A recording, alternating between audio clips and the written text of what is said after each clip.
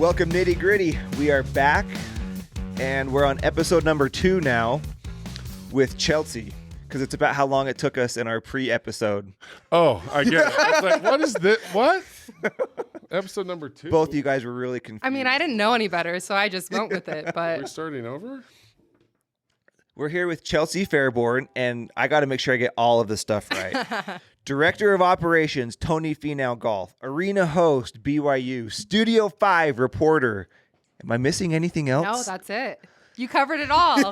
See how fast and good that was? I know. Thank you for coming in. Thank you for having me. I can't wait to jump into this a little bit. So now, how did you and Cam meet? So me and Cam met while I was at BYU. I worked in the athletic department, and I want to say Bronco had a radio show back in the day that was filmed here it was like a simulcast that was here at Bam Bam's. And I was like this lowly intern that got assigned to be here every week. And Cam was like, oh, here, have some free food. And I was just like familiar and here every Tuesday or whatever day it was. And I thought she was more important than she was. Dang it. I'm still regret giving her free food. I'm just kidding. yeah, once you give me free food, I'm like a stray cat. I just don't Gosh, go dang away. it. She's just an intern. So how long ago was that? Oh, that would have been like 7 I mean, if years Bronco ago? was here, yeah, 7 or 8 years. Okay. Yeah. Yeah. And what were you doing at the time? So you were interning in BYU. Were you in like media? I was in marketing, sports marketing. So Okay. I was there. IMG days, right? When IMG was officially what it was called, but I was on the creative marketing side under David Almodovar. So I kind of got thrown into a lot of different things. But at that point, I was under football marketing. So all things like radio shows, the TV shows, like anything that needed the kind of athletic department sparkling touch, if you will, from the marketing side. They sent me in with the team. How many, was it just you that would show up to the events, or was there like a team, like a group of interns that would go? There were total, I think there were 30 interns when I was going through it. Okay. And then there were 5 or 6 that were assigned to football. So I imagine there were a couple of others. And that was when they first started branching out their social media team as well. So I didn't fall under that side. But they brought in some new people then. And so that was like Stuart Call was kind of their fearless leader there. And then he had some interns on his side that came in too. So it was probably 3 or 4 of us. Stu, we love Stu. What made you get into that originally? Were you always into kind of athletics and marketing? Yeah, I didn't even know what marketing was, honestly. When Okay. marketing's kind of this, when you first get into it, you don't really know how to describe it or I what don't think anyone really knows what marketing is. I still couldn't give you a good definition. But I was 18 at BYU, and I got an email that was like, oh, a sports marketing internship. And I had loved, like, all through growing up, I played soccer. I played soccer competitively. Didn't really work out for one reason or another to play at the college level. And so I was craving like my sports fix. And so around that time, I get this email. I wasn't involved in anything at BYU. I went from like big fish in a small pond in like a teeny tiny town in Utah to then like feeling really just out of place and on my own isolation island. Where did you grow up? Morgan. Okay. Yeah. So small, no stoplights. You lived in Morgan? I did. I want to move there now. Oh, well. Morgan's like the new Heber. Yes, 100%. Like it's still holding way strong. better. Yeah. It is way better. We've just got cattle guards and yield signs. Like and Browning. Everybody references Browning, and I've never been to Browning. Oh. Yeah, we got some wide open space and land, and I was not a farmer, but I could be if I need to. So yeah, I went from like small. I went to school with everybody from kindergarten to 12th grade. Like there were 150 of us that were just like really close. And by that, I mean, we know who held hands in 5th grade and like the whole family line of everybody you were with. So then I go from that to BYU, and it was really jarring. And so when I saw something that was like, oh, sports and marketing and intern, I was like, okay, That apply. sounds fun. And then like a week later, got called in for an interview, and they were like, yeah, you can be an intern. And I thought it was like the biggest thing in the world. And I really I don't know how many people did or didn't apply. I just went with it. And then they're like, okay, you're going to go and pass out like Cosmos Kids Club bookmarks for 10 hours. And I was like, sick. Okay. And that was the start. That was how it all got going. Yeah. Did you have something as you got going that you started to gravitate towards, or did they kind of dictate where you went and what you did? Yeah, I was pretty I was a yes girl early on, that I was just like, I'll do whatever, like wherever you need me, I'm happy to be there. I didn't have like a ton of friends at the time that I had met yet at BYU or that I had moved down with. And so I was like just really eager to latch on to something.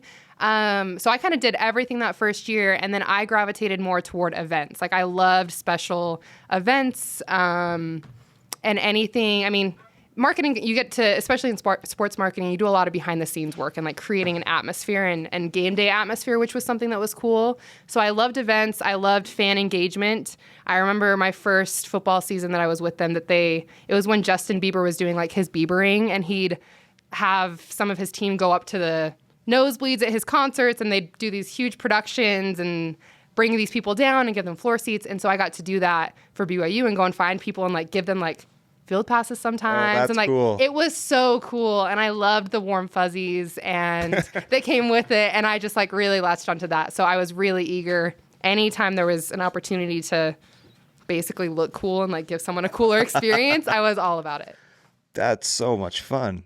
I mean, yeah, to go up to the top, because that's where like the real fans are. No. Right? No. Yes, that's true. I'm a real fan, and I don't sit up there. Just kidding. Exactly. No, it's true. You have to be a real fan, because you're right. I wouldn't. Well, it's like you with the Jazz. Like, what are you up to? The 10th row now? Like, if it's not below the 10th row, you won't go. Oh, I never said that. that's a little elitist.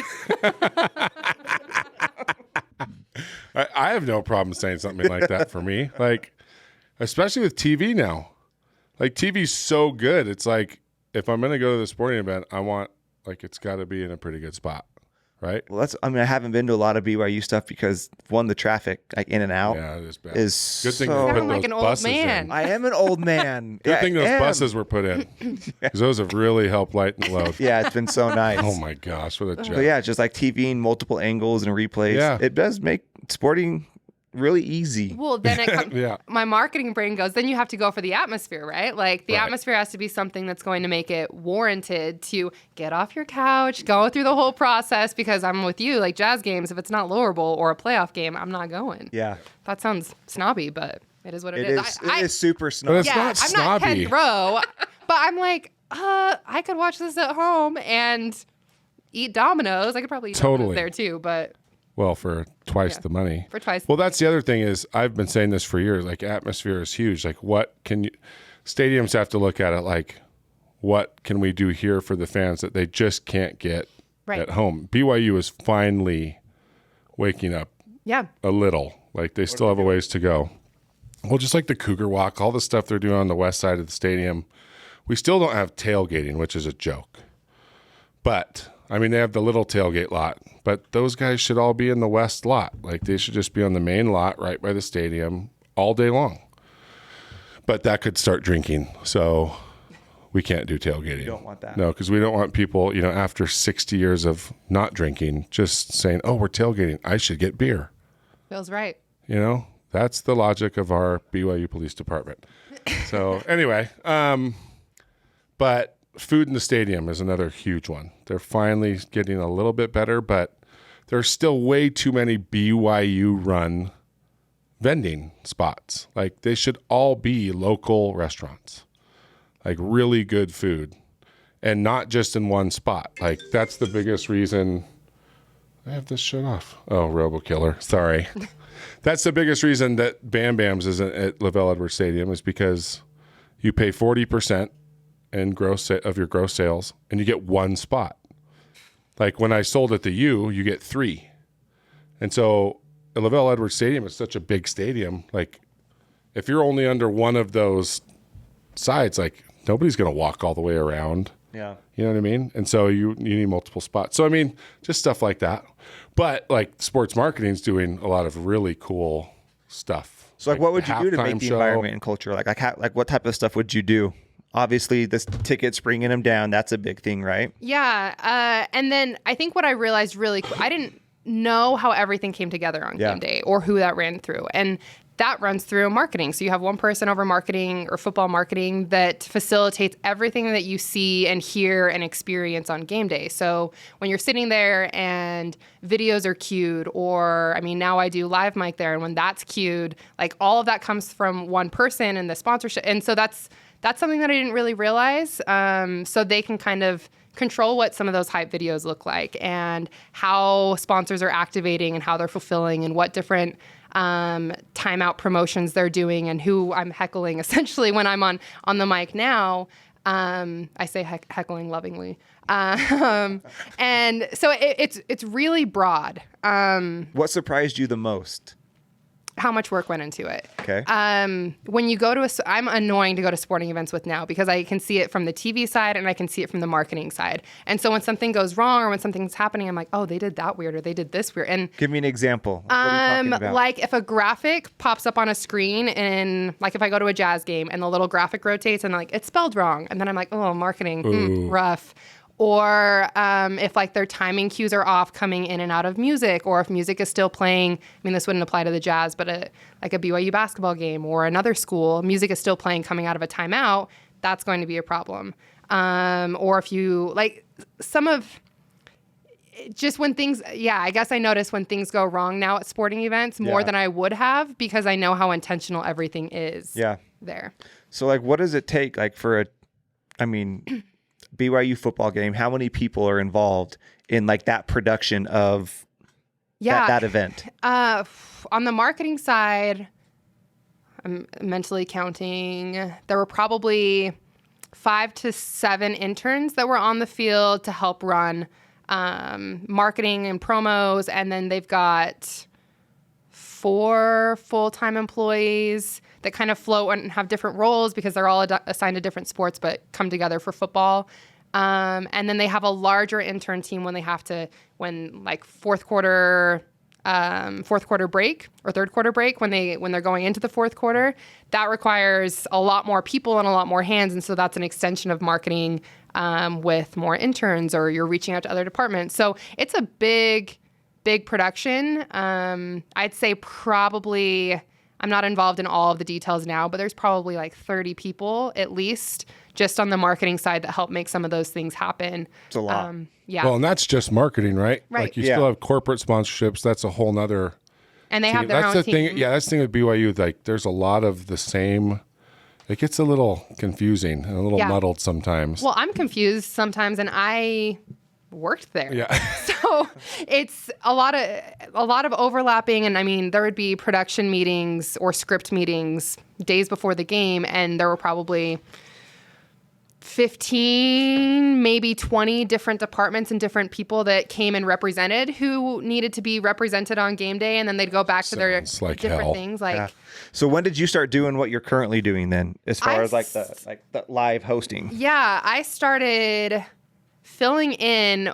Who we had emceeing when I was in school got sick. And they were like, oh, you are working on broadcasting? Like, here, take this and say this. You have to say their sponsor name like 3 times. And I was like, okay. And I didn't fail, apparently. So they were like, oh, you're not bad. Like, we'll just keep using you to fill in, because I had another role that kind of kept me busy during games. And then when I was about to graduate, they said, hey, like, who we have currently isn't going to work for us going forward. Would you like to come back and just on game day do this and this and this? And I was like, yeah, sure.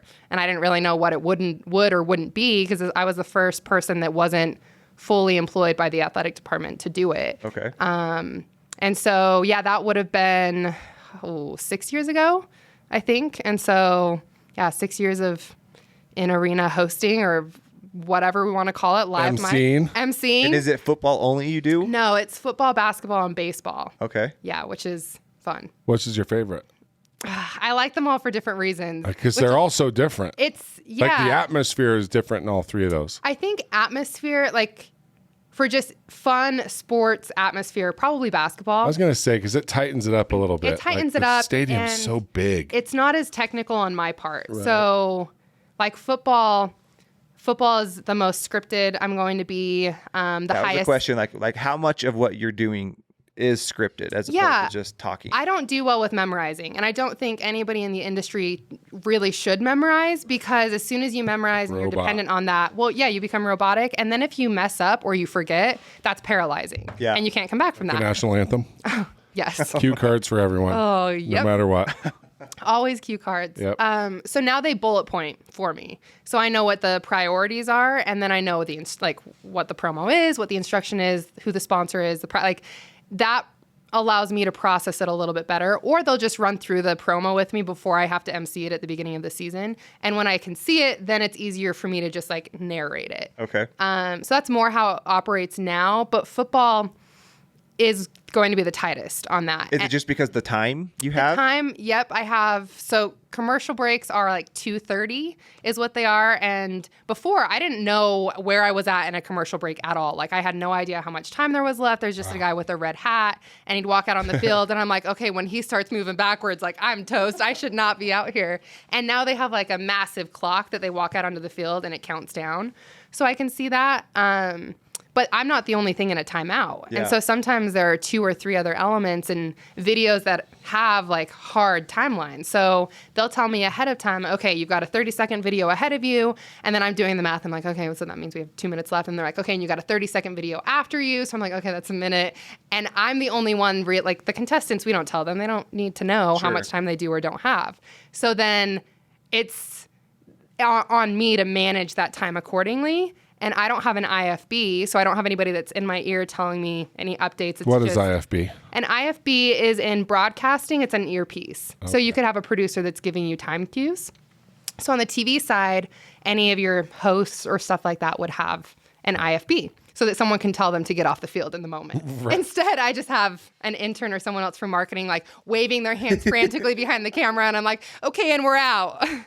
And then have to do that seamlessly so that it's not jarring to the people watching and the sponsor still feels good about what they got and I'm not going to get tackled or yelled at by a rep. Right. So that would be hard because for example, we tried to do like a 30-second ad and it turned into like a 4.5-minute ad. Yeah.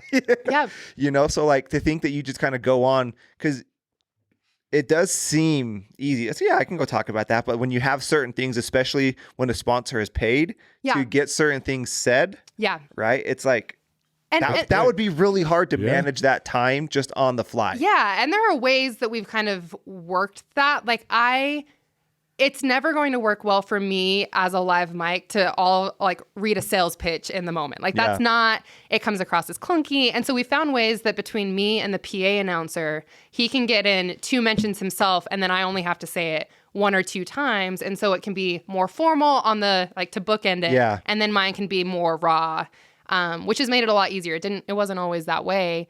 But yeah, it can be tricky. And most of the time it works out. What's the funniest fail? The funniest fail. So 2 of them. There are 2. Okay. My biggest mess up was at a basketball game. I completely forgot to ask the name of the half court shot. And I this was back when I was like a little more rehearsed and there was like this countdown video to this half court shot. And I knew that when it said 3, that's when I was supposed to like start in talking. So I'm like going through this whole thing and I get to the point where I'm like, and we've got where I would say the name and I had no name. And I like Joseph Smith. I wasn't as quick on my feet. Then I probably would have just been like, I can't remember his name and just gone with it. But at that point I was like, oh my gosh, I don't know his name. So I just like stopped and I put down the mic and I was like, hey, what's your name? So anybody courtside would have heard me yell. And then he was like, what? And I was like, what's your name? And he was like, oh, it's such and such. And then I was like, okay. So there was like probably a 3-second pause, but it felt like 30 seconds. Yeah. And then I say it and he shoots the shot and he missed and it was whatever. And it's done. So that was my biggest like personal fail. Like how long did you think about that after it happened? Oh, I'm still here talking about it. That really let me down. I was hoping for like a cuss word or something like, oh, son of a bitch. No. I want to like get run over by a ref story. Yeah. Oh, I've been hit Cosmo by a football. got lit on fire and some of the flames got on me.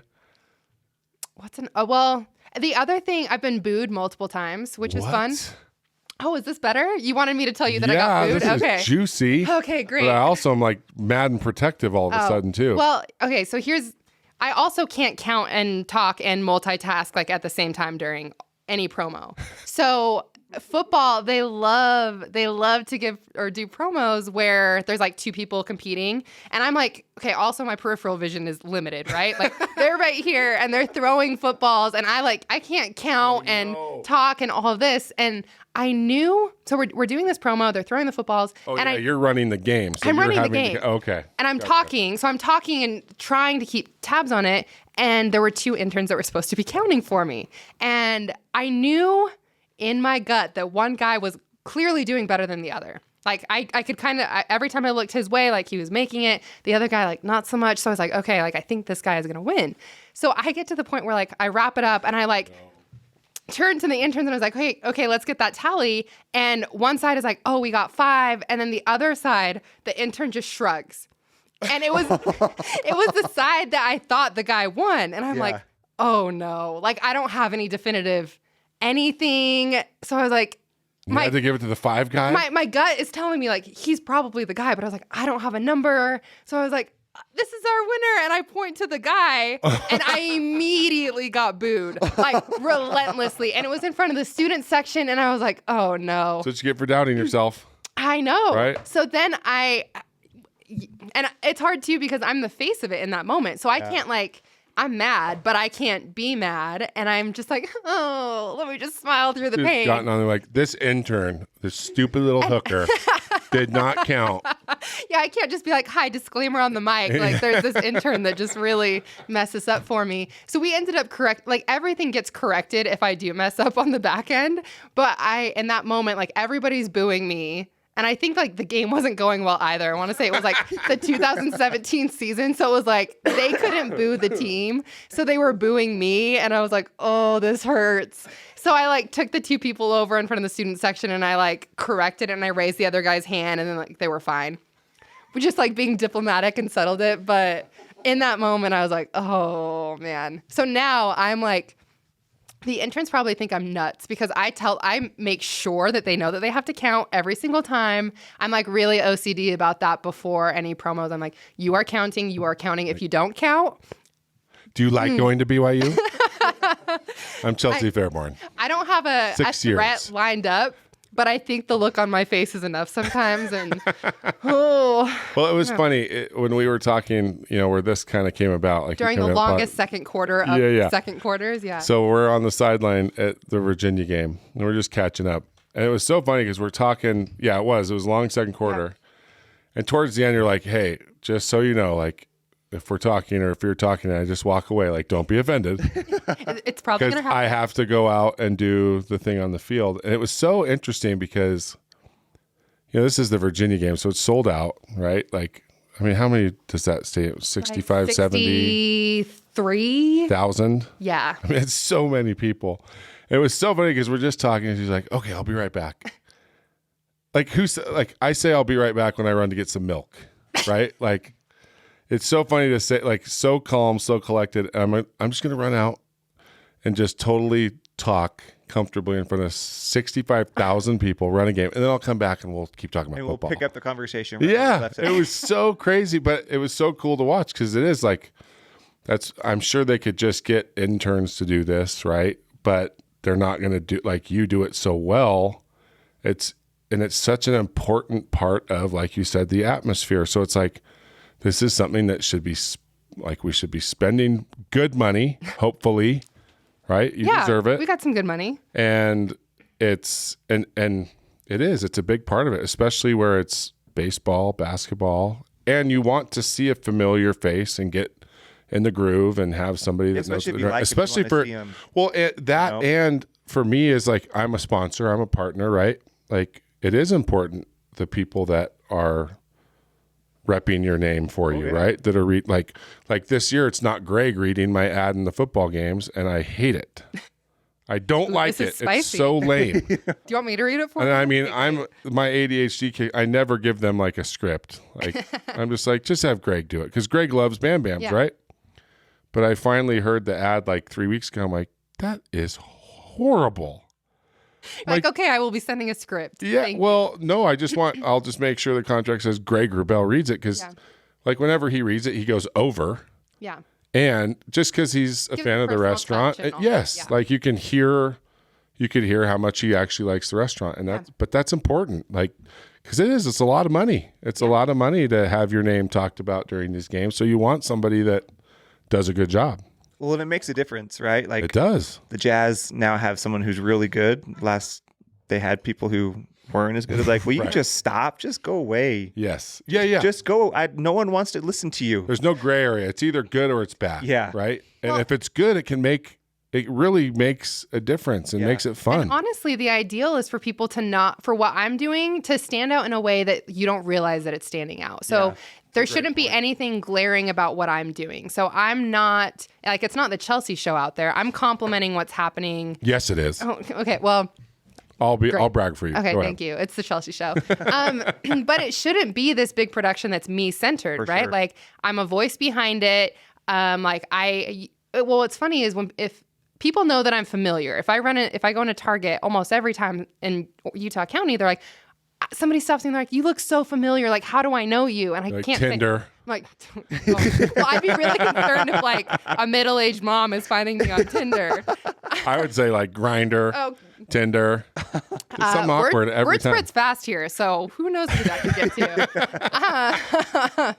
No, so it's funny because people recognize me as like being a familiar face, or more often than not a voice. Like, I've been on the phone talking to my mom in Target, and I will get off the phone, and then this lady came up to me. This was last week. She came up to me. She's like, "This is so weird, but I know your voice somewhere. Like, do you do radio? Do you do this?" And I was like, "First of all, not radio. Like, come on now. No, just kidding. This is not a face for radio. This is not a face for radio. Yeah. And it's so, I hate being like, "Oh, are you a BYU sports fan?" But if they are, then like that's where they know me from. They just don't realize they know me from. Like, how come every time I hear your voice, I want Costa Vita all of a sudden? Why do I want to buy a Minky Couture baby blanket? Like, it's so weird. All of this subliminal messaging. But exactly that. Like, I'm a personality for BYU, but not so much that like who I am overshadows what the product is, which is by design. And well, it's like a good interviewer.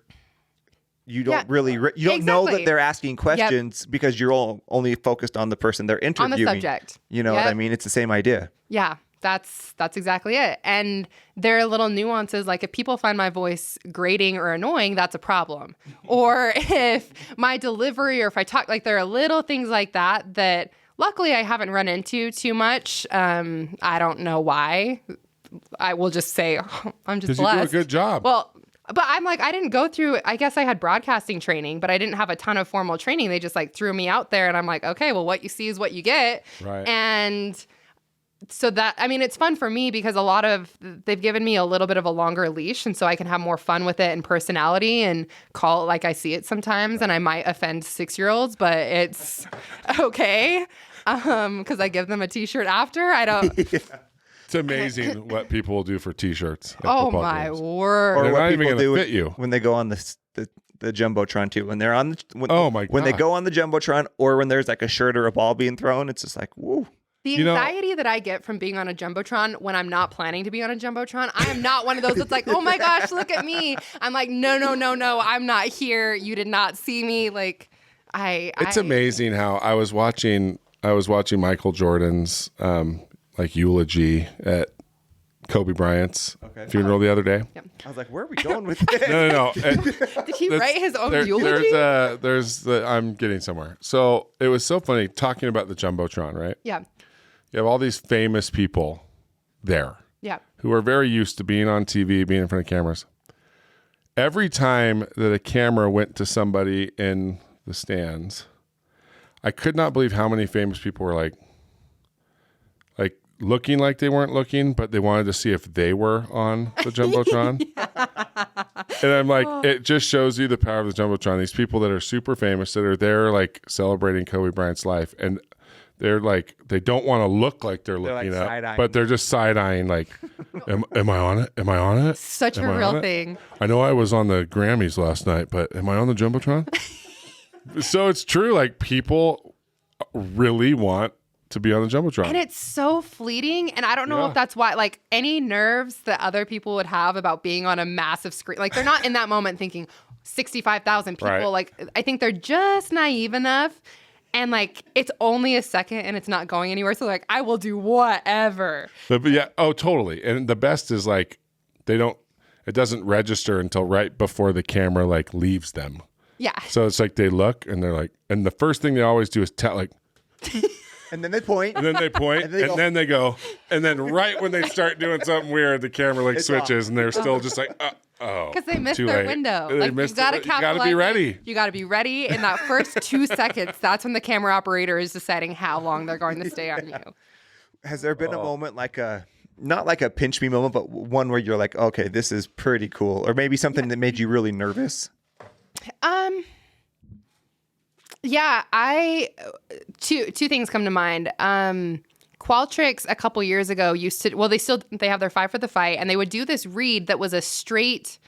I couldn't ad lib it. Like they wanted it word for word, and I was on camera for the first 30 seconds of it, and they wanted all of the lights in the arena to go down, and basically I would say one line about if you've had cancer, like turn your flashlight on, essentially on your phone. Is it in basketball? It was at basketball. Yeah. And they tried to do it at football. It was, we don't have LED lighting, so a little trickier there.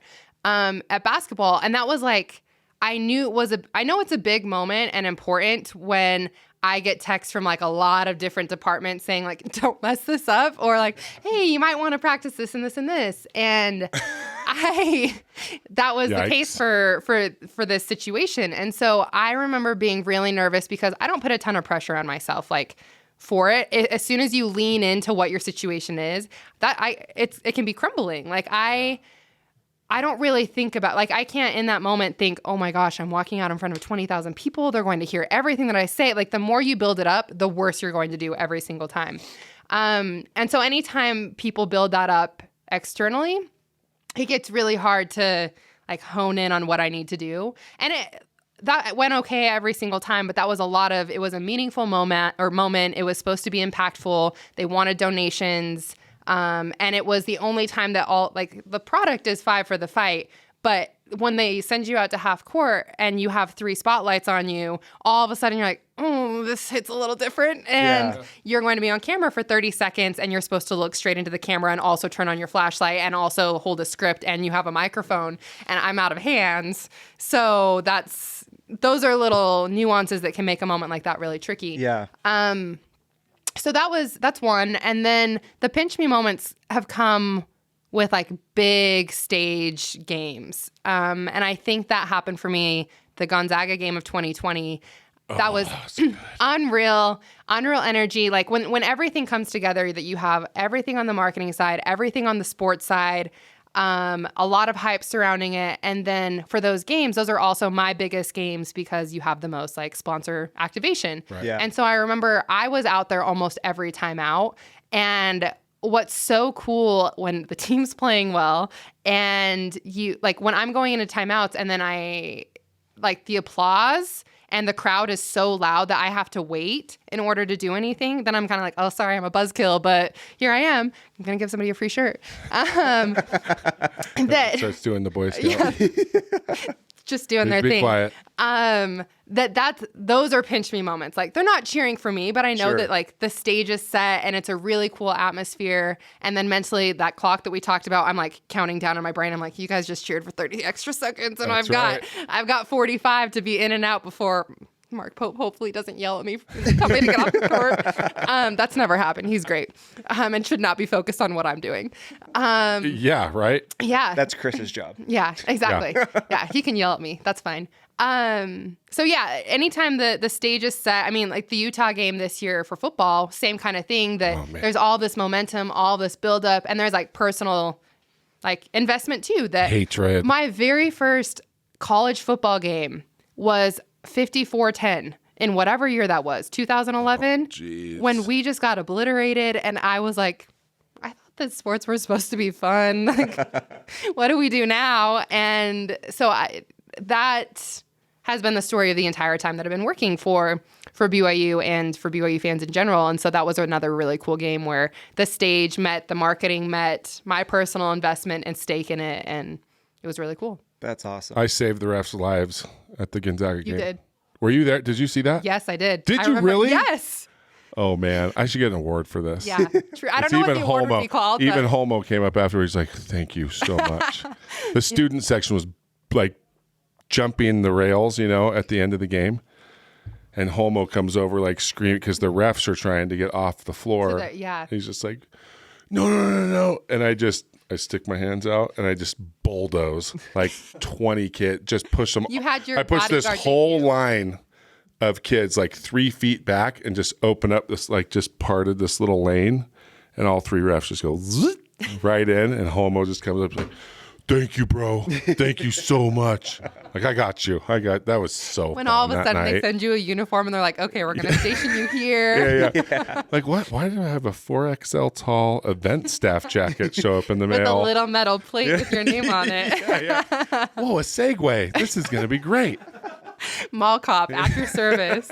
Oh, That was great. Well, and that's got to be one of the funnest parts of it for you, Yeah. right? Because you would get a front row seat, well, for the good, the bad, and the ugly. yeah. But, And last few years, I would say a lot more It's good been really than bad. cool. And it's like a funnel. So when you're Right. at those venues, especially, football and basketball, everything funnel, like all the energy comes down to the court. And I mean, Interesting. and so, one, I get migraines every Sunday, like after games. Really? It's brutal because it's so loud and the sound doesn't have anywhere to go. So when it hits I don't know the science behind it, but when it hits the floor, like it's going to reverberate back up. Right. And I just feel like in the moment, I don't notice it, but then I go home and I'm like, oh no. And I'm like popping Advil before I go to bed. And I'm Wow. like, please bless. And it never works. I get a migraine almost every Sunday morning. Interesting. But, I think that's also age. The older I've gotten, I'm like, I don't bounce back as The quickly ripe as I old did. age of 27 years old. Oh, How old are you? 28. I'm 28, yeah. Oh, man. But Jeez. that didn't happen to me when I was 21. So I'm No, like, it's oh. true. You do start noticing it, but you Little still have a things like ways. that. Wait till 40 hits. Yeah. Oh, I can't And it's wait. like you need 2 days to recover from pickleball. Oh my. No, Ridiculous. so I'd say, like, as a huge sports fan myself growing up and playing, like, it's kind of a culmination of a lot of that Right. I experienced that, and You understand that energy understand the from energy. both sides as a fan and a player. Yeah, and some of my closest friends through school were athletes, and so I kind of got that perspective too, and it was really it's really cool. And there are little pinch me moments in general that I try not to take it for granted, and I know too that there's a shelf life, that basically I can only have that job as long as I look a certain way. And that's not like a body type I thing, get like what it's you not mean. that, but it's like I've got to look like I could be college age. Right. And that's a hard thing. I was talking to someone that had previously done it, and I was like, yeah, I don't know when like my time's going to be up. And ultimately it's BYU's decision too, that if they decide, Chelsea, like, thanks, but we're going to go a different direction. That's great. I've had a good run. But their words to me were, you can never go back. Like, this is just embrace it, like enjoy what it is for right now and Right. savor it, because once you go, like, you go and you can't turn around. You're already past the point where you can be like, oh, well, I'm back. Right. At least in the BYU capacity. Right. So how many athletes have you dated over the years? No comment. Come on. Just say a number. We'll just say any. I mean, that could mean one date. That could mean, Yeah. I don't have a number. And then what's the ratio of football, basketball, and baseball? I will say in my prime, which is not presently. You're so dumb. I swear. In my prime. In my prime, I had been out with someone from every team. Really? Yeah. Men swimming. Yeah. Really? They're super flexible. Very flexible. Great shoulders. Great delts. Yeah. Everyone knows that. Every team ballroom dancing? Is that a sport? Every NCAA team Okay. plus okay. rugby. Soccer? I guess they're not really They're NCAA, not huh? NCAA. Wasn't good Losers. enough. Just kidding. Soccer, we love you. If you can't get a scholarship, I'm not going to date you. Sorry. That's Let funny. that be known So that it was Cam's words and not mine. I did Disclaimer. not say that. So, oh my gosh, Jinx. That was cute. Now all of a sudden you're talking I was at the gonna same time keep. when my dating. I was comes up, gonna you're keep like, going down the drama, or not drama, like the juicy dating stuff. I just wanted to find out what sport was the best for dating, I want to know which athletes you like the least. and then let's name a Oh. couple names too. I'm Oh, just I kidding. was like, a I'm couple just kidding. names. Okay, great. You want timelines? You want me to Taylor Swift this? Okay, great. I would say, Because there's got to be there's the stereotypes, right? Oh, I'm sure 100%. everyone expects football players to all be a bunch of like douchebags, right? my closest friends were football. Right. Not the best dating experiences. Dang it. That's my Yeah, theory. sorry. Probably the most positive dating experiences were men's volleyball. Really? Yeah. They weren't. That's cool. I could get myself into trouble here, but not as like, high maintenance or We just talked about yeah. this. Defensive backs and wide receivers and basketball players. Uh-huh. Pretty Again, much. Cam's words, not mine. It's a body type. It's a body type. If you're just maybe swimmers too, like if you're tall and Well, and I think a lot of it shredded. comes down to the attention that they're getting too, right? Well, for sure. But there's also a lot of those guys that get a lot of attention. They're just the sweetest dudes True. ever. Yep. It's just, but I think you do have to be a certain type of like brash, not brash or confident to be in a certain position group. Yeah. You know what I mean? Like basketball players, there's only 5 of you. So yeah, you're getting a lot of attention and you have to stand out. Like you got to stand out. Like to get playing time, it's a lot harder. Where with football, it's a little easier to fly under the radar because, there's a lot more dudes out there. But I will also say from golfing with Fui Vakapuna many, many, many times. We love Fui. Back when he was in, I called him Fui the Fixer, right? Where he was basically the bat phone for any athlete that did something stupid. And so I will say there was no, let's just say it was very evenly spread across the teams as far as mistakes goes. Like it was so every day it'd be like, oh, damn swimmers.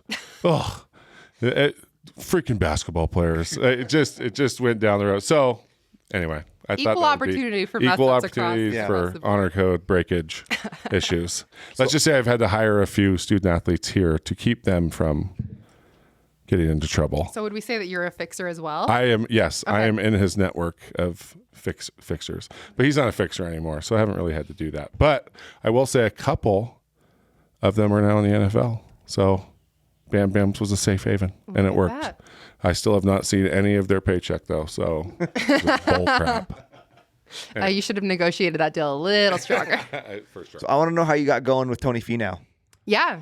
Well, we'll shift from the BYU freight train over here, from Chelsea's dating escapades, much to Cam's dismay. You at BYU Weekly. So it came from BYU. When I was getting ready to graduate that February, David Almadova, who was my boss there at BYU, or then and technically now too, he called me one day and was like, hey, so this is kind of off the wall, but I got a call from someone on Tony Finau's team that he's a PGA Tour golfer, like gave me full context because we'd never talked about golf. Yeah. I had never worked with golf, nothing. He's like, yeah, somebody on Tony Finau's team. He's this Polynesian golfer, blah, blah, blah, blah, blah. Like he's looking for someone to help with his foundation and with some marketing. And he didn't really know any of the other details. It was a pretty vague description that he was given. He's like, do you have any interest in that? And I was like, yeah, sure. Like, I didn't know what I was going to do to Did make you money. follow golf at all at that point? I knew that Tiger golfed. Okay. I also knew that Jordan Spieth was good at the time. Okay. And the dude she dated on the golf team. I didn't. Well, She said every NCAA sport. yeah. Must have been someone. That one I'm so curious. didn't last long. No, it was one day. And I'll say too, I was very conscious of. I knew that I wanted to work in sports. Right. And as anyone, you can't just go and like date up a storm and wreak havoc on an athletic department or anything like Why? that. Like, I'm just kidding. No, yeah. I get it. And so it wasn't like, here I'm just gonna go and like full send date, like just this chaos. Perks. Yeah. Perks of the job. No, it was like more familiarity that For sure. a lot of my friends overlapped, and it was a more normal social. It Well, wasn't like, and you were an athlete, and that's Yeah. pretty normal. Athletes date athletes. That seems Right. to be a pretty common. yeah, and it wasn't like these people are randomly sliding into my DMs. Like that was not happening. No. For sure, no. It was like, wow. we're at the same like birthday party or like dessert night in Provo and Mix and mingle. Mix and mingle. Or linger longer. What do they call that? All of them. All of them. All of them. Yes. Yeah, exactly that. So yeah, there was a golf guy, but whatever. That's beside the point. I didn't learn much from that. So yeah, I got this random call from David, and he's like, "Oh yeah, if you're interested, and they want to meet with you tomorrow." And I was like, "Oh okay." And so Wow. I met with Tony. So did they call asking for you? They called asking for anyone. Okay. Or someone that would like fit the bill, and David recommended me. Got it. And kind of matched me up that way. And so I met with Tony's dad and some of his team the next day, And I didn't really know, like, I didn't know if it was like a job interview or like, so I didn't have a resume, like nothing. I just went in there and it was basically like this, that we were just having a conversation, and I gave them like my verbal resume and told them what I'd been doing. And I was fresh off of an internship in New York doing sports broadcasting. And so that they really latched onto because I'd already worked or had experience working around professional athletes. Yeah. And then college athletes for 5 years at that point. So it was basically just a conversation, and we chatted for like 2 hours, and then they're like, okay, well, we'll talk. And they left, and I was like, oh, well, I don't know, what was that, a job interview? Like, am I supposed to, like, what? I don't know what I'm supposed to do. So that happens. I remember it was a Thursday, and like the next, I don't hear anything. I remember David texted me and said, oh, I think they liked you. And I was like, okay, that's great. And the next week I get a call from Tony's dad, and I remember I was sick that day. Like, I was just like under the weather, hibernating at home. And I get a call from Tony's dad, and he's like, hey, Tony's in town at Thanksgiving Point. Can you be here in 20 minutes? He wants to meet you. And I was like, yeah, sure. And so I just am like whirlwind, like NyQuil, not NyQuil. Oh, that would have been bad. DayQuil, like popping whatever I can to make myself like presentable, because I'm like, I have no context. I haven't done enough research. Like, I don't know what I'm supposed to do, or even what like this role is. And did they like talk to you about like it was part of the charity or Tony? Like, did you have any idea what I was? don't think they really knew. It was so new. So the foundation had been started like the summer prior. Okay. And Tony had only been on the tour 1 year. Okay. At that point. And so it was so new, and they were still trying to evolve. Like, they had a mission statement, and they knew at that time that at some point Tony wanted to build a learning center. And then everything in between like was still pretty open-ended, and there wasn't a ton of structure internally with it either. So yeah, I didn't really know. I didn't know enough based off of that first conversation to really know what what it would even be. And so I get myself to Thanksgiving Point. I walk in, and Tony's in the middle of a photo shoot for, I think it was Golf Digest. And I'm like, well, this is weird, like crazy. And his agent is there. I'm watching this whole process. Like, nobody knows who I am except for Tony's dad. Yeah. And the photo shoot ends, and Tony comes over, introduces himself, and he was like so nice. And he's like, oh, let's all like go back and chat in here. And I don't know if it was communicated that I was like going to be offered the job, or that I already had the job. I think Tony assumed that I already had the job at the time, but I for sure did not know on my end. Yeah. And so we're like talking. He's like, oh, well, welcome to the team. Like, great to have you. And I'm like, but like, am I gonna make money? Like, You're like, what is happening? What team? So I'm just like going with it, and I'm like, okay, well, I guess we'll like figure something out, or I don't know what's going to happen. And his agent was like, yeah, can you like put together this like presentation thing? Tony's going to be going to this tournament, and they're donating to the foundation, and we need like a little brief on the foundation. I'm like, I don't even know what this foundation is. Like, but okay, yeah, sure. No PowerPoint. It's a learning center for ants. Exactly. And so I was like, yeah, sure. And Tony left. That was like the start of it. And then I figured everything out retroactively for how I was going to get paid, what that was going to look like. And like after that, did someone like officially give you like an offer? In a very informal way. And I was just naive enough to like lean into it. Yeah. And looking back, it's kind of crazy.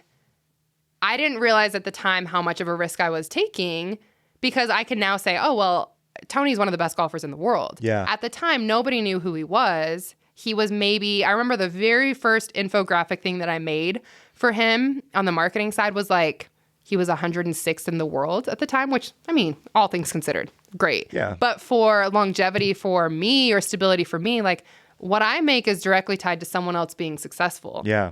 Which is crazy. And to a certain extent, it still is, but there's a massive cushion now because of what he's been able to accomplish. And so, yeah, I had a very informal conversation. I'll say it wasn't necessarily an offer. And then I kind of came back and said, okay, this is what I can do. This is what I would like. And Like what was the job? The job was like at that point. Yeah, the job was to build his foundation. Okay. Is the best way to summarize it. And so And just for a little background, what's the scope of the foundation? Yeah, the scope of the foundation is to help underprivileged kids discover, develop, and achieve their goals in and out of the classroom. So it's broad enough that you can interpret that a lot of ways, but then specific enough to give you some focus now. So at that point, they just had the underprivileged kids part, and they had like a master list of things that they wanted to tackle, which was kind of my jumping off point. And then I had so much autonomy to figure out what that looked like, for better and worse. Like the first 2 years were really hard because I didn't really know. And Tony's specialty is going to be on the golf course, right? And that wasn't necessarily who I was working with directly at that point. And so I was working with some of the people that were more internal, some board members, some family members, and trying to figure out what it was going to be and what it was going to look like. And it's evolved a lot since those first couple years. But yeah, it was really, really vague. And I'm not sure I would recommend that somebody else do the exact same thing that I did. I would. No risk, no reward, man. You just got to jump in. You felt it and you went with it. It happened. So that same day that I got the call from David Almodovar, I also got a call from KSL. I was interning there doing special projects and lifestyle content. Literally that same day, they were like, hey, like we can offer you a part-time position, but we don't have anything else available.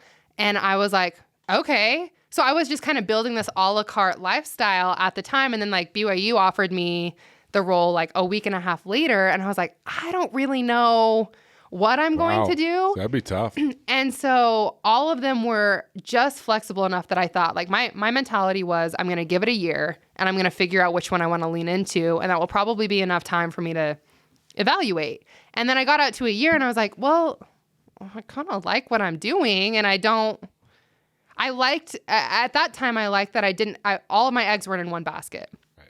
And I was getting a ton of experience, like through both interview processes. We'll call them, I mean, you can kind of call them interview processes. They were very vague across the board. I was basically building two simultaneous careers, and the things that were appealing to both Tony's team and like KSL's team were my opposite skill sets. So I became more valuable to KSL because I had a marketing background, and I became more valuable to Tony's team because I had a marketing background and this communications broadcasting experience that. Why was that helpful in like the foundation side? Media. So I helped manage all of that up front and early on. And then a lot of it too was I could be public facing if they needed me to with donors and all of that. And that was a big need early on because we didn't have a donor base or anything like that. So it fell on you to raise a bunch of money? It was a group effort. Yeah. I needed to, it came back to that, like we talked about game day atmosphere, right? I needed to create an atmosphere that facilitated donations and that built confidence and that was stable. And to do that in a way, there was no framework. And so that's where I leaned heavy on like some of my media contacts that I'd gained to do some of those initial press releases and some of those initial stories. And then a lot of my contacts that I used to help Tony's initial programming were actually contacts that I got from KSL. And vice versa in some ways. Some of the contacts that I've gained from Tony have then also benefited KSL in one way or another down the road. So yeah, I created chaos and it never really left. And I lean the most in toward what I'm doing with Tony. That's where most of my time goes now. Would that be like your full-time job? Yeah. In air quotes? Yeah, in air quotes because it ebbs and flows and every day looks a little bit different. But if there's a pecking order, that's the one at the top. Okay. Yeah. What is like your, like now as it's evolved, what is more of your like day-to-day with the foundation? Yeah, it's everything. I wear a lot of hats. I mean, we vaguely call me the director of operations, and that's everything from marketing, event planning, fundraising, programming, accounting, financial strategy. Right now, we just barely announced that we're going to build that learning center that Tony's wanted for years, which is so cool and so exciting. And I've never opened a learning center, so we're going to learn. We're going to learn. Open a learning center. Exactly. And I think one thing there, I'm kind of jumping all over, but there was a class that I took at BYU called Learning Through Service. Random 1-credit class. I was like, this sounds cool, I guess. 1 credit elective. And I will never forget that first day we read like a case study about how people serve and how they give back. And there was this little town that had gone through some kind of natural disaster, and this big organization came in to like swoop and save them, and they brought all this stuff, but it wasn't what they needed. What they needed was like water purifiers and filtration systems because their water supply was damaged and impacted, and nobody listened. And they just kept sending all this stuff and all this food and hygiene kits, and they're like, no, we got our toothpaste, but we don't have this stuff. And the lesson there was like, you've got to listen in order to then go forward and serve the people that you're trying to serve. Yeah.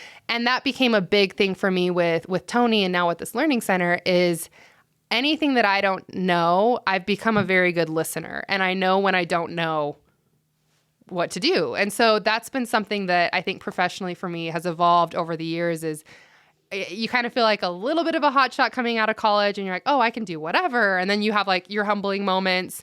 And then I settled into this good groove of, okay, anything that I don't know, I need to find someone that knows it better and listen, whether that's service, whether that's this learning center, whether it's financial accounting for a nonprofit. Like there's been so much of that. And I think that's been the biggest takeaway over the years is listen. That's awesome. Yeah. How much contact do you have with Tony now? A lot more. A lot more? Yeah. I work directly with him on 95% of the things that I do. Does he know all of the nuanced details? No, he knows the reporting once it gets to that point.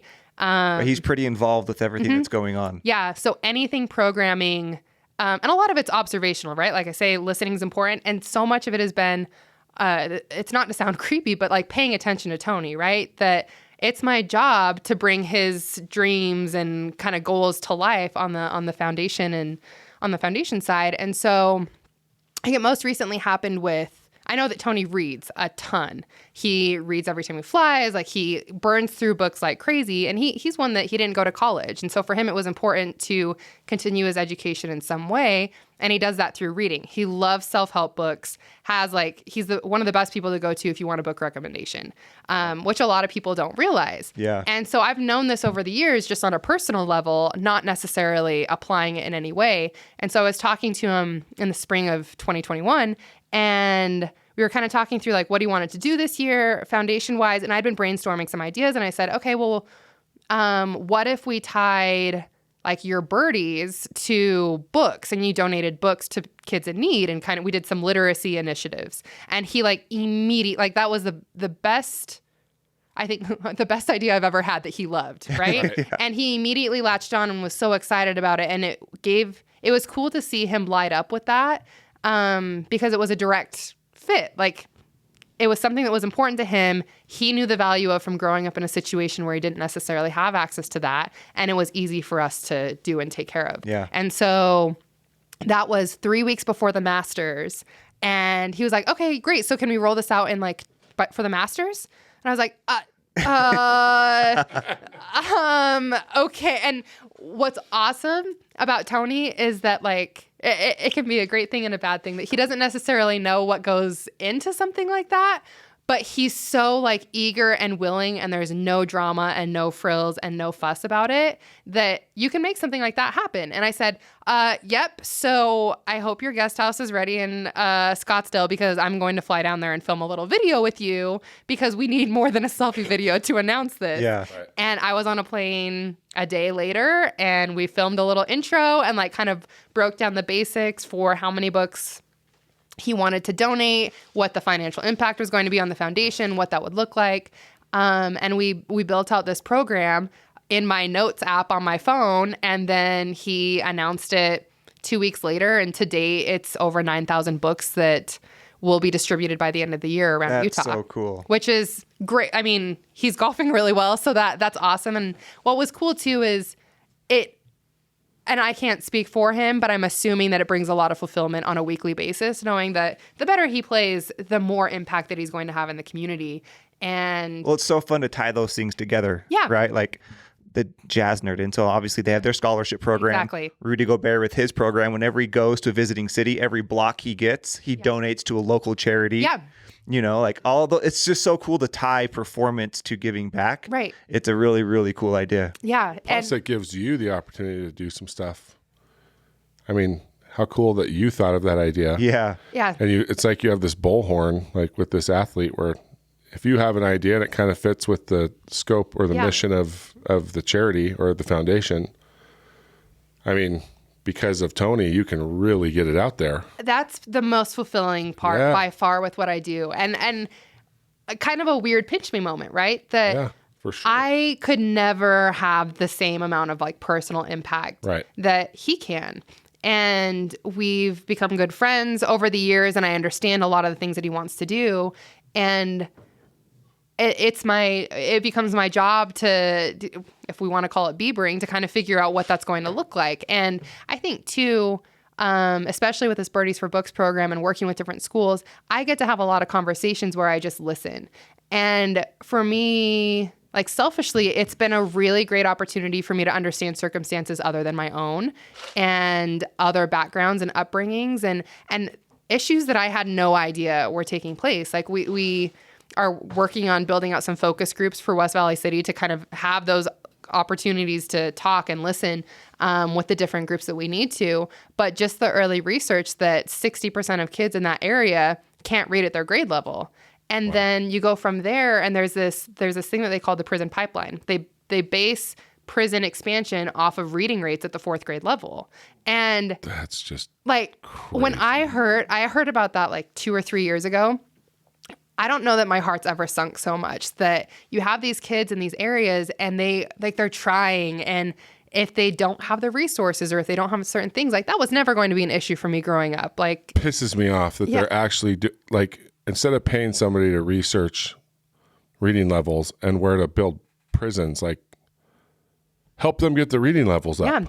Like put the money there. Like let's fix the problem before it gets to prison. But then what's interesting too is because I kind of did the same thing. And then I listened to some more counselors and they're like, well, here's part of the root of the problem is these kids are hungry and they're acting out because they're hungry. So then you can kind of correlate, okay, well, there's an attendance issue. There's a reading issue. There's their grades are low. Well, why are they low? Not that all of it's because they're hungry, but when I'm hangry, I am a force to be reckoned with. It is not a good situation.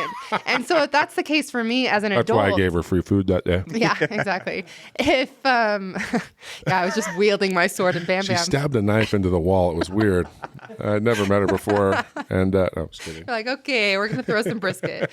Someone's hungry. But it's the same thing. I mean, see for kids at any stage, for people at any stage, and it's so basic that then you're like, okay, well, how can we fix this? And then we partnered in 2020 with an organization called For the Kids that provides extra food backpacks for those kids so that they're consistently eating on the weekends if they don't have stability at home. And so there are little incremental things that you have to do over a long period of time to make that change. And all of it goes back to listening and observing. And for me, it's really cool to be in that role. To be a messenger for Tony and say, hey, this is what I'm seeing, this is what I'm hearing. But then personally to be involved in some work that's really impactful and that I have an okay amount of control in. That's so much fun. Yeah, to have the ability to kind of build and help as you go and impact. And it's so awesome. You guys are doing so much good stuff. Yeah. Yeah, nowhere to help. The empathy that I'm sure, empathy-wise. Because, it's funny how we all kind of stay in our own worlds, right? Yeah. You don't really have to go out until you're working in something like that where, you don't see the other side of the tracks a lot. You just donate your money and you're good. But how much better is it to be able to know exactly where to put that and what really actually helps? And understanding, we did this every year. Tony does a Tony's Turkeys event. And this was probably one of my biggest learning moments too at the foundation is one year we had the opportunity to make it really big, and it was going to be like hot food served and all of the families could come to one place, and it was going to be this whole thing. And we had nobody show up. Maybe we were supposed to feed 1,000 people and we had 50, maybe 75 people. And I'm just racking my brain. I'm like, I don't understand. We had kind of these pledges, people, the administrators that we were working with had said, oh yeah, this number of families, this is what you can expect. And none of it happened. And after, when I was having those conversations, they said, these people don't need that. What they need is you to meet them where they're at and recognize, they don't want their situation to be magnified. And I hadn't, like, in my mind, I was like, we're giving these people food. Like, why wouldn't you? If you're hungry, like, you go and get this. Well, it's kind of like a slap in the face at the same time. Totally. And I didn't realize that nobody on our team, like, fully thought through that. The organizations we were partnering with, like, nobody raised that flag. And I realized that we didn't ask the right questions. And I hate that happened and went that way.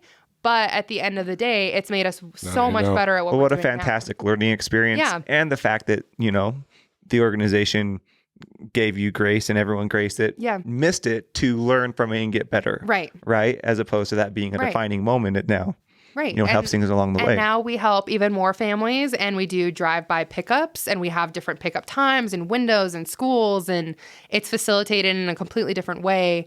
And it meets them where they're at. Yeah. And that was, a big learning moment. And I'm very grateful for grace in that situation too. So much fun. Man, I got questions for days on all. I know that it is really, really cool. So just shifting a little bit. So what have you learned about, I think this is something that a lot of people don't think about. Like, I'm sure you've been around a lot of pro athletes now, not just Tony, just because.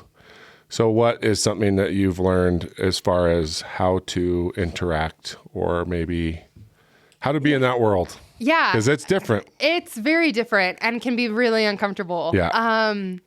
My attitude is fake it till you make it and act like you've been there.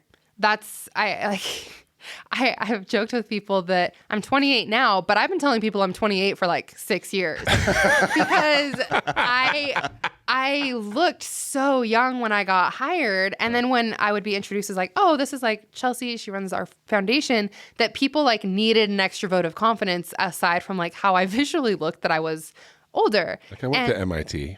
At MIT. Oh, okay. I was just a child genius. Like I graduated when I was 15 and it's a whole thing. No, and so if it ever came up, like I just said I was 28. So now I'm finally 28.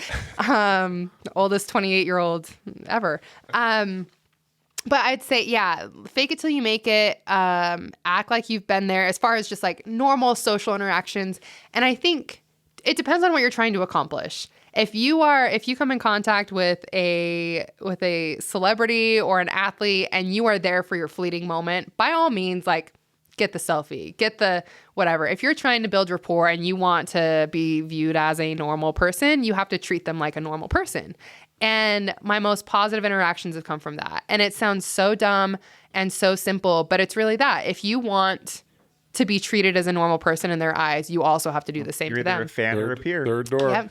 Oh, there's a couple of books we'll give you for Tony. Oh, perfect. Yeah, for sure. But no, you're right. Like you can't. Well, and I've been around quite a few of them, and it's what I've noticed is they just want. It's almost like the more real you are with them, you almost like want to give them crap. Like treat them just like they're your buddy because they're so used to yes people. Right. They get. I mean, and there are certain things where I'm sure they're like.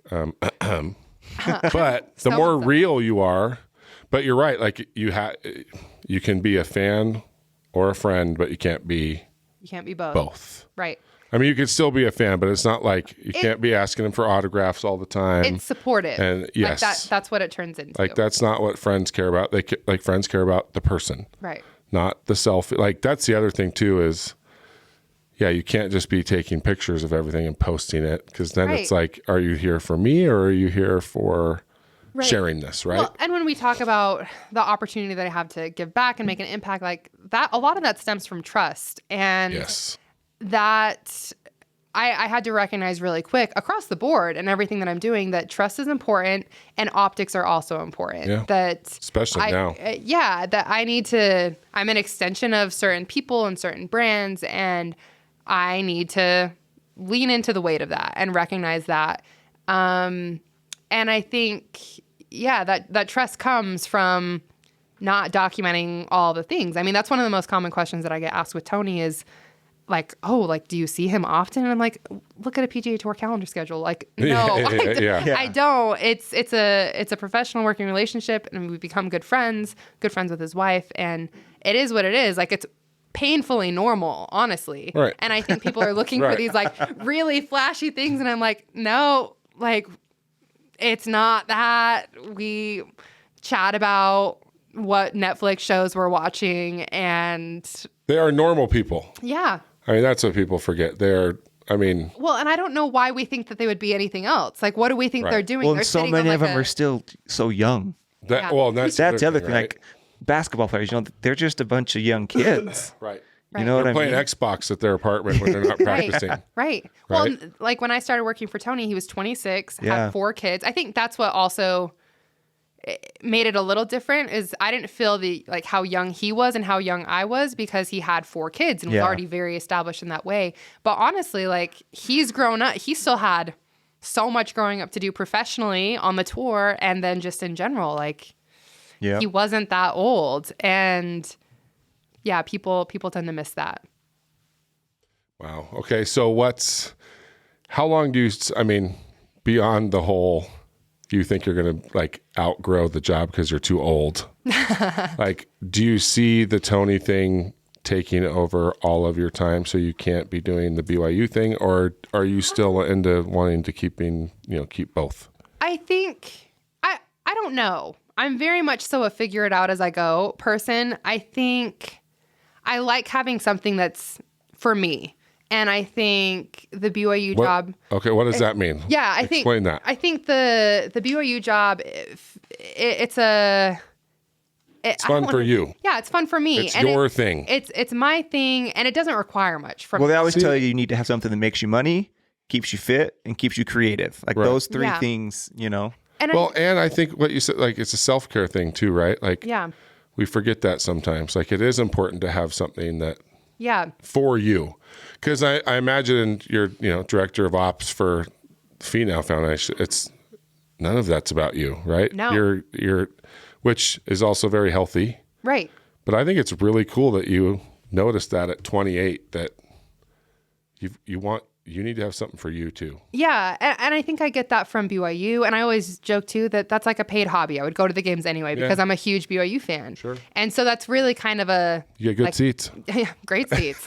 My legs are shot after the game. They're like, "Why are you so tired? You don't really do anything." I'm The like, field is really big. like, That's I why. stood for like 5 hours. They're like, "Oh, boo-hoo. You and your field pass." I'm like, "Oh, let me have my diva moment." People just don't understand, right? No, they don't. Ugh. It's hard.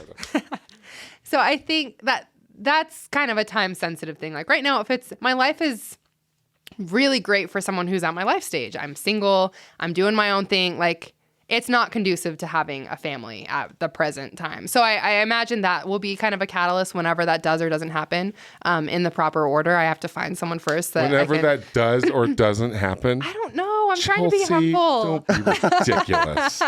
It's happening. It's a bleak world out and there. it can all still happen. Yeah. That's the other cool thing about what you're doing with Tony is, I mean, yeah, maybe the BYU thing would be a little harder, but Yeah. I mean, that's a career you can totally keep doing while being Yeah. And a wife and a mom and all that stuff. exactly. And it can look different at different times in my involvement. And especially with nonprofits too. Like I don't know what my role is going to be. Right now, I have my hands in everything. But maybe it's something that at some point I fall back into an advisory board or a board, like where you still are involved, but maybe I'm not the one that's doing all the executing of it. I don't know. Well, I think it's so cool that you kind of did get to build it out. Yeah, it's. I mean, I'm you sure gotta it was touch so scary many at the different things. time. I had a seat at the table that I had no business having a seat at the table. Like at Yes, 22. you did. But really, like society Chelsea norms. Fairbourn, okay? Well, No, but seriously, you did. I'm not joking. yeah.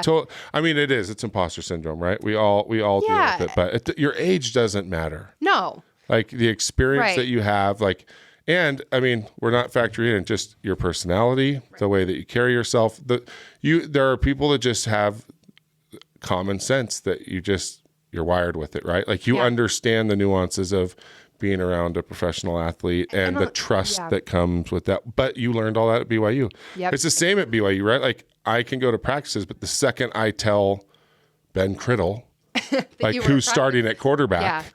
on Monday, because I know Doesn't mean I'm done. Yeah. I could have 10 years, right? Like that trust is a huge thing. And Right. how cool that you knew all that moving Well, and I into think that job. too, the best way to summarize it is that I took a big risk on Tony, but he also took a big risk on me, and both of us were in positions that we couldn't afford anything else. Right. I needed some flexibility because at the time I wanted to do like lean in hard on the TV side, and I was like, okay, this is going to give me something else. I don't really know, but I like that I can make an impact and I can give back. And at the same time, like Tony didn't know what his future or what was in store for him, and he wasn't in a position after being on the tour for 1 year and 7 years grinding it out on like the tours that feed into the PGA Tour, what options he had to bring in somebody else or to bring in an expert or to bring in that it was like, okay, let's fill this out. And then they wanted somebody that could be in the family, right? And be like, I'm sure that interview was so like chill because it was more about like, we want somebody that we can have fun with, that we can trust, that just fits in. Yeah. Because none of us really know what it is yet. Right. But if the person fits in and we can trust the person, like that's the foundation. Get the right person on the bus. They can change seats once they're on the bus, but you totally got to get them on the bus. Totally right.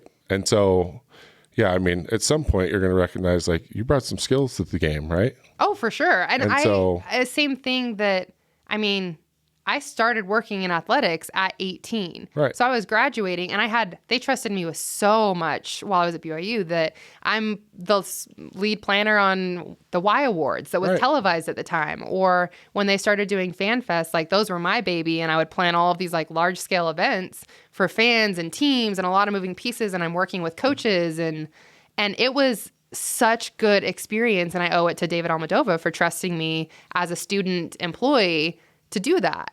And then, that like I'm graduating with 5 years of like solid work experience. That's the thing. So who cares if you're 23, right? Oh, no. But in that world like that, like I said, experienced so many situations where other people cared about it. And I was like, fine, I'll just lie about my age and it'll be fine. But it's been a weird ride that I didn't expect. And now 6 years down the road, and I'm like, okay, we're watching Tony in the background, or I'm watching it through the reflection of a jersey on the wall right now. He just birdied a par 3. And he's playing at Tigers Invitational with only 20 other golfers that were invited in the world. And you're at the back of Bam Bams. And I'm at the back of Bam Bams doing a podcast. For free. For free. No, I'm going to snake some free food out of this situation. That's true. No. You are. That I never knew that I wanted to work in this capacity or in this industry. And I don't know that I would have chosen this on paper, but I'm really glad to be here and in a cool role and here for the ride. So cool. Well, and networking, right? I mean, Yeah. Who knows where you get good at that? Working at BYU, especially working with multiple departments, BYU is an interesting place. Yeah. I'm sure you know better than most. And it's crazy. Everyone's on their own island, right? Yeah. And in marketing, it's no different because you've got 6 different marketing sides, right? That all work separately from each other. Well, someone, when I was probably 19, was trying to give me dating advice. And they were like, just be pleasant and present. And I was like, what? But then that stuck with me and I applied it to work. That I was like, okay, I don't really know. Like, I need people to forgive me along the way if I don't know what I'm doing. But if I can just be a pleasant person to work with, that's going to go a long way. And then if I can be like present and engaged in what I'm doing and learning and growing and like being an active participant in what's happening, then like maybe that will work. And so without even realizing it, that's kind of been my attitude across everything that I've done is maybe it's a little too people pleaser of me. I don't know. I can also be a little bit of a firecracker at times, but knowing that I like it when people are pleasant to work with, I'm going to give that same thing and learn as much as I can and soak it all up. Well, it's so cool what you're doing, and you built some awesome stuff. So congrats on some really awesome stuff. It's been fun. I'm excited to see what the future holds for you. I bet it's crazy. And who knows what else? I would imagine you probably have the capacity to maybe run another foundation. Like is that some other golfer calls? I think what's been interesting is so much of like foundations, especially for celebrities and for athletes, they don't, that's not their specialty. They don't know. So they have either someone on their agency run it or they lean on a family member. That I've had some people over the years reach out and be like, hey, what do I do? How do we approach this? that I've kind of entertained, like maybe it's turns into more of an agency that you take on clients and you work in that capacity, and that looks different for every athlete, because some are going to be more hands-on. Tony's more hands-on and wants to have programming that's his own. Others just want the tax break. Some want a tax break. Some of them raise all of this money and donate all of the money, and donate all of the money that they raise, and then their account zero out and they start over again the next year, and that's how it goes. And so, yeah, I don't really know. The Fairbourn agency? That sounds pretty awesome. It doesn't really like roll off the tongue. No, I think it does. The Fairbourn agency? The Fairbourn agency. I mean, there's like the Oppenheim group on Selling Sunset, so I guess that doesn't really like... I'll play with it. But see, I love that you're thinking big, and that what's ahead, because you're young. Like, you love what you're doing. You probably have more capacity. You're obviously really, really good at it. Right. Well, so I've always been a dreamer, for better or worse. Like my mom, I think I ran for student council every single year, and my poor mother just like was so stressed out. And I was resilient. If I lost, I was like, okay, sick. Like, just bounce back and just like ting, ting, ting, like do whatever in my own little world. And yeah, I mean, whether it's an agency or I love writing, I would love to... I told Tony he's going to write a children's book. So this is me reminding you, Tony, if you're listening, that you're going to write a children's book at some Tony, point. if you're listening. Yeah, that'd be cool. Yeah. Hello. I'm so... Win the Hero World Challenge. Sorry if you don't. You know, one thing that I regret that we haven't asked you yet, and maybe I'll just ask it now really quick. What is your background as far as your family life goes? Like, how many kids in your family? Yeah. I'm the oldest. You're the oldest. Very how many? type A of 3. So it's me, and then I have a little sister that's 20. I don't know how old 24, and she's married. Her husband is awesome, great brother-in-law. He's an engineer. She's the videographer for BYU football, so that's fun.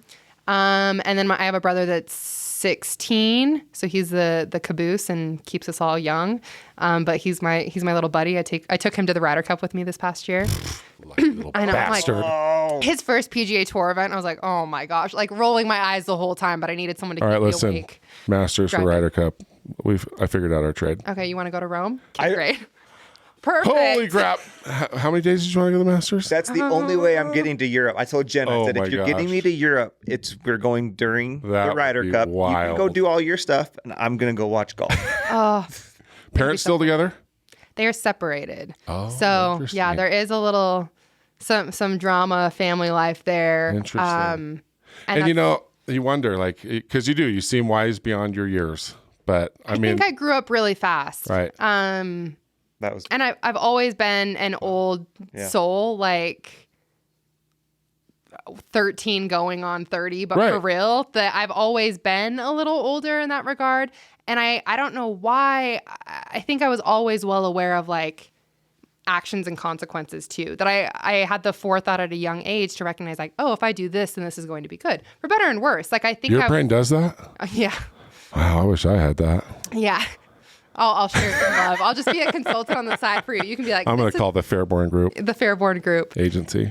Oh, I think I might like the Fairbourn Group better. Yeah, maybe. But I think I've always, I don't know why, but I think I've always had some perspective or been able to step back and recognize like, here's the line that will, or the chain of events that will happen from this. And maybe it's because I saw it play out in family life or personal life or whatever growing up. I don't know. I think that's cool. And that's why it's important to remember, like, maybe it's healthy for everybody to have a little imposter syndrome when they're doing stuff, because it keeps you on your toes. Like, maybe by you thinking you don't deserve it or that you're getting lucky. So if I'm getting lucky, I got to like bring my A game so I don't lose it. But I mean, everyone has it. It's just about like acknowledging it, not letting it like debilitate you. Right. And even saying like 28, fake it till you make it. Right. Right. Like, even saying you're 28, like if that's what you got to do, like it paid off, but you're capable. Like, if you just can tell yourself you're capable, it doesn't matter how old you are. Because I mean, it is like, you look at the experience you had by the time you were 22 years old. Well, like, holy crap. And I can have the humble imposter syndrome moments, but at the same time, like, I'm also smart enough to know, like, I put in the work. I know what that looks like. I mean, as a student employee, I was working like 45, 50 hours a week, and I sure was not supposed to based on what they like brought me in for. Right. But I was like just soaking up all this information, and I've always been that way.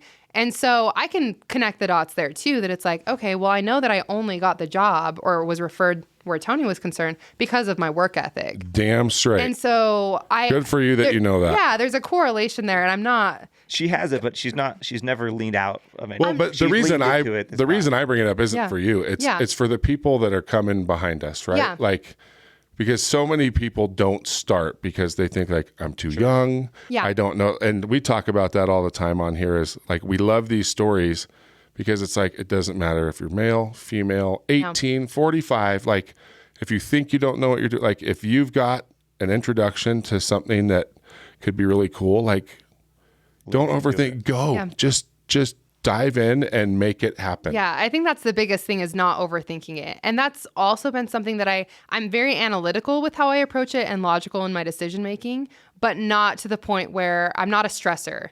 And I think that's a big part of it is you've just good thing, like it's no risk without or no reward without the risk. Yeah. And you've got to be willing to take that step. And Well, the Finau thing, if you were an analytical person, you would have been like, listen. My mom is an accountant, and I'm Right. sure she was like, but I mean, so much credit to her, and honestly to both of my parents for how I was raised. There was never a, you can't do this, or, oh, like maybe awesome. like check your expectations. There was never any of that. And I think too that I didn't know that this line of work that I'm in even existed. When I was going through school, I went to a small high school, that I had no concept of what I could do. And I'm so glad that I didn't have parents that put me in a box, that didn't say, you need to go to this kind of program or go through a more traditional thing. Like that was never the case. And I think a lot of it, my dad is an entrepreneur. And so that helped because that's kind of been the mentality. And I think a lot of how I've approached my work life now is entrepreneurial in its own way. That I didn't go and work at a tech company, which we love tech companies, but I didn't do that immediately after I graduated. And I had built your own thing. Yeah, I kind of did my own thing, and people still think I'm a little crazy, and sometimes think I need a grown-up job. But I'm like, yo, I have a grown-up job. Yeah, they're I've just got a couple of jealous. them. And that's an entirely separate side conversation that we're not going to get into, but it's a good time. Such a good story. So much has happened to you. What you've earned, right? But you have so much. You're so young. Like so many more things are going to happen. I'm excited Such a and cool terrified. Thing. No, So much fun. Yeah. It's going to be awesome. Well, thanks for coming. Thank you Thanks for having sharing. me.